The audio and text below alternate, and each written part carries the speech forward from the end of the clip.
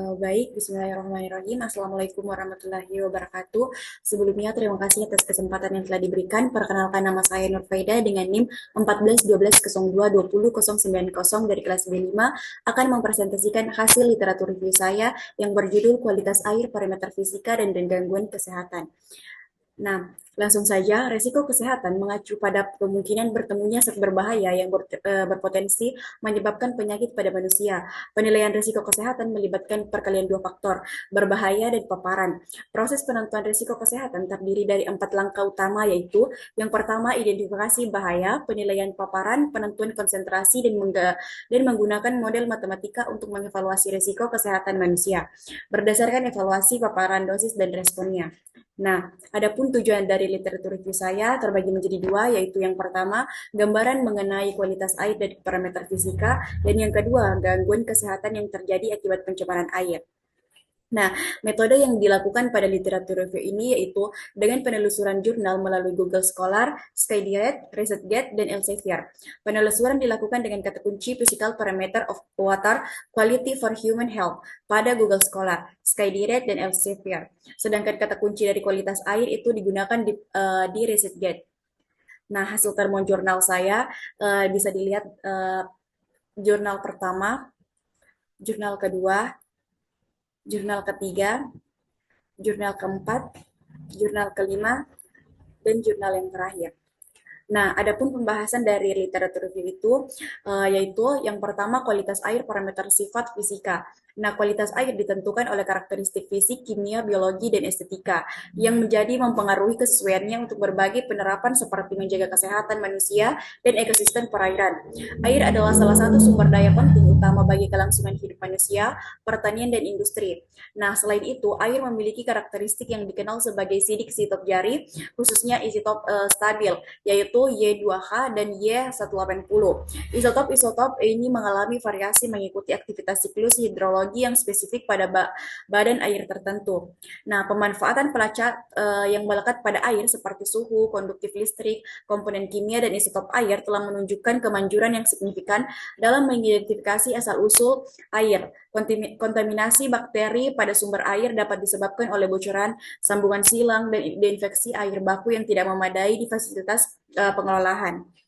Nah, mengingat hal tersebut, penting untuk mengidentifikasi parameter yang harus dipantau sebagai aturan umum untuk menentukan kualitas air yang dikonsumsi oleh penduduk, bertujuan untuk memberikan wawasan mengenai kualitas air yang dikonsumsi manusia dan adanya faktor resistensi antimikroba, sekaligus menyoroti hubungan dengan kerangka One Health. Nah, indikator fisik-kimia air seperti pH, kekeruhan, dan suhu air, serta konduktivitas listrik diukur secara in situ menggunakan pH meter, pengukuran kekeruhan, dan termometer atau pengukuran konduktivitas portable. Nah, selanjutnya itu pencemaran air dan gangguan kesehatan. Nah, penyakit yang berhubungan dengan air merupakan penyebab utama kesakitan dan kematian, khususnya di negara-negara berkembang. Oleh karena itu, memastikan pasokan air minum yang cukup untuk konsumsi manusia sangat penting dalam mengurangi penularan penyakit.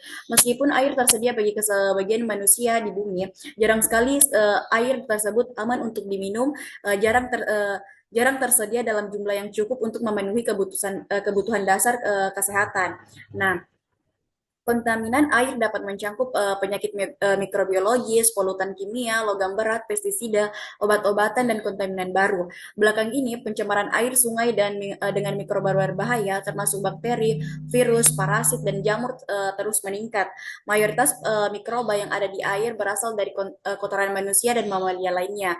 Risiko kesehatan mengacu pada kemungkinan bertemunya zat berbahaya yang berpotensi menyebabkan penyakit pada manusia. Penilaian risiko kesehatan melibatkan yaitu tadi perkalian dua faktor, yaitu bahaya dan paparan, serta proses penentuan risiko kesehatan terdiri menjadi 4 yang telah saya sebutkan tadi.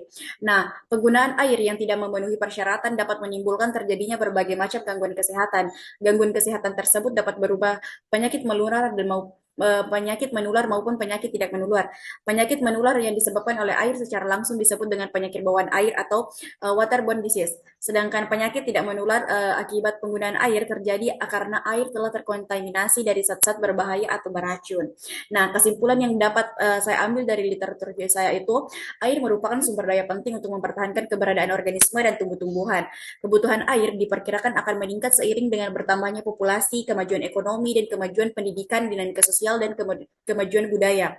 Dalam beberapa tahun terakhir, telah terjadi peningkatan yang signifikan dalam urbanisasi dan industrialisasi yang menyebabkan munculnya tantangan lingkungan dan sumber daya air yang penting. Bisa dilihat dari literatur review di atas bahwa kualitas air sekarang sudah mulai tercemar karena banyaknya faktor penyebab seperti terkontaminasinya antara air dengan zat-zat kimia berbahaya.